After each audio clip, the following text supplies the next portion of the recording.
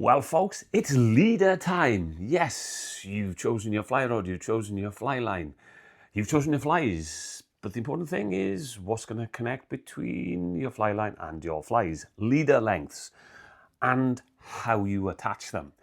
So, for over 50 years, I've used 2 knots. They've never let me down. And those are the ones I was taught when I was 3-4 years of age, and I still use to this day. So as they say, if it ain't broke, don't fix it. So to tie your leader to your fly line or to tie your fly onto your tippet, simple one, blood knot. So I'm using some braid, so it makes it easier. I'm using a monster hook so you can actually see. So let me show you to start with. This is how most people tie their tippet to their fly line or the tippet to the fly. They put it through the eye, right? And then what they'll do is they will spin this around 6 times and you're chasing the tail and then you're going to poke it back through here. That works, not a problem, but I find it all fingers and thumbs. So what I actually do, I get the tag end in my finger and thumb to start with, and I put the other 2 in here so it creates a U shape. Now I get my fly line or I get the fly and I just spin it 6 times. Then you just poke it out there, grab the tag end and just pull that down. Job done. Short tag end, trim it off, and that will be the knot that you'll attach your fly line to your tippet and your fly to that. Now once you've been fishing for a while, you might want to start with fish with multiple flies. So you're going to use a leader. How long a leader should you start with? Well, general rule of thumb, when you're just starting, leader length of your rod. Okay, so if you've got a 9.5 foot rod, use a 9.5 foot length of fluorocarbon.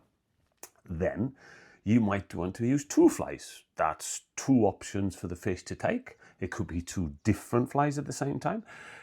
And also, if you're using a floating line and let's say 2 buzzers, you'd be fishing at 2 different depths as well. So, a dropper knot. And there's loads and loads out on the market.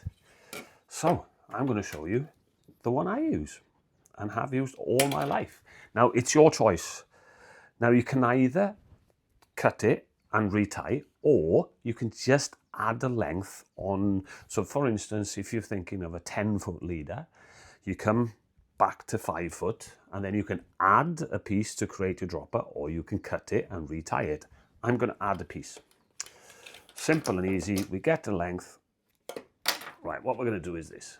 We're going to lay them parallel, and then I just create the circle. And then what I'm going to do is I'm just going to bring these 2 tag ends behind the circle, go in front, pull it through. Now, it's just like an overhand knot. Now at this point, do not leave your finger and thumb in this position. Move your finger and thumb to the other side of the knot. The reason for that is it's easier to pull the tag ends behind and trap in the middle, finger and thumb the other side, pull through. Now for years and years and years, I used to do 3-turn water knot. And then about 5-6 years ago, a lot of the fluorocarbon was becoming thinner, but thinner with greater breaking strain. So it's less visible to the fish. But I found I was getting snap-offs on the dropper until someone said, well, have you tried a 2-turn water knot? I thought, no. So I tried it and it worked. So couple of things which are a plus side. 2 turns, quicker to tie. 2 turns, smaller knot, less chance for the fish to see it. Now, once you've done that through twice, grab all 4 ends and make sure you grab or just pinch the corner of the loop that's facing up towards the fly line. What that will do is drag the knot up that way. Then, just before it beds down, moisten it. And then what you'll find is you have a short tag end this end, so little waist, and then you've got your dropper there. So that is a 2-turn water knot. Used to be a 3-turn, gone down to a 2-turn, never lets me down. So those are the only 2 knots you really need. So now, leader lengths. As I said, start fly fishing, length of your rod. Now, I do see beginners thinking, oh, how long, oh, what do I do? How do I measure it? Well, a simple thing is your rod. If you've got a 9.5 foot rod, tie your leader material to the braided loop and reel it all the way up to the tip, bring it down all the way down, and you know you've got 9.5 foot. If you then want to move on into a 2-fly cast, and you're just starting, you're going the first time you're going to try ever 2 flies, if you're using a 9.5 foot for a single fly, extend it 6 inches. Okay, so you're going to put 10 foot, right? And then come halfway up the rod, 5 foot, and do exactly that 2-turn water knot. And there you go, 2 flies, simple. Then you might want to go a little bit more. So 1 fly, I've just drawn it here. Look, 9.5 foot, simple and easy. Then we've got 2 flies, both. We've just extended that to 10 foot. So I'll go 5 foot to that knot. Then I'll go 5 foot to that. So don't be scared. Don't think, oh, there's massive long leaders. It's only 10 foot in total. Then, what if you want to go for 3-fly cast, right? 3 flies, you fish at 3 different depths, or it could be the washing lines, all different things. This is an easy one, and you can chop and change it, but simple, easy one. Check this out.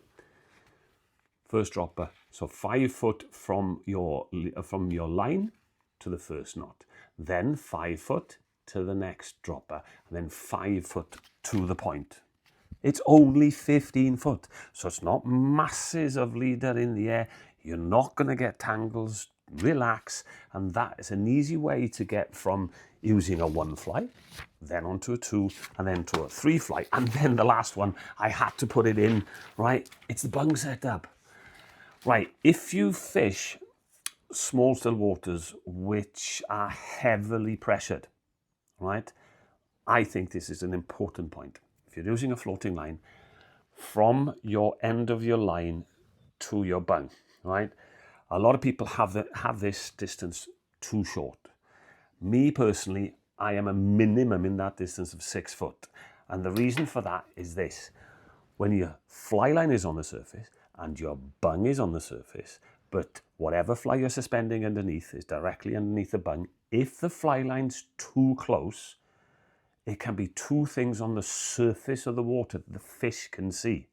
All right? So try and extend this, and what you'll find that the takes will become more confident.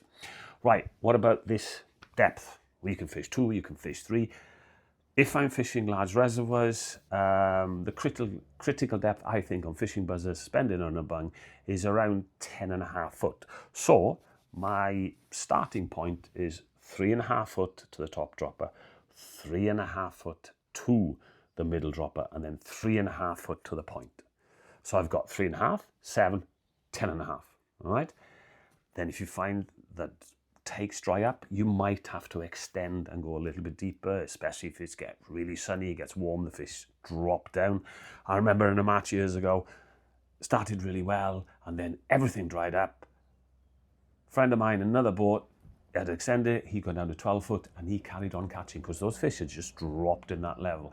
And then later, they came back up again, and he was catching on the middle and even the top dropper. So on the smaller still waters, you might just want to fish 1 under there, or maybe 2, depending on the depth. So there you go, 2 knots that you need to know. Blood knot, if you're fishing rivers with really, really thin tippet, then you might want to tuck that blood knot, okay? But otherwise, that blood knot and the 2-turn water knot is the only 2 knots you need. Start with a 1 fly, move on to the 2 fly, then try the 3 fly. Hope you enjoyed this little video, and go out and catch some fish.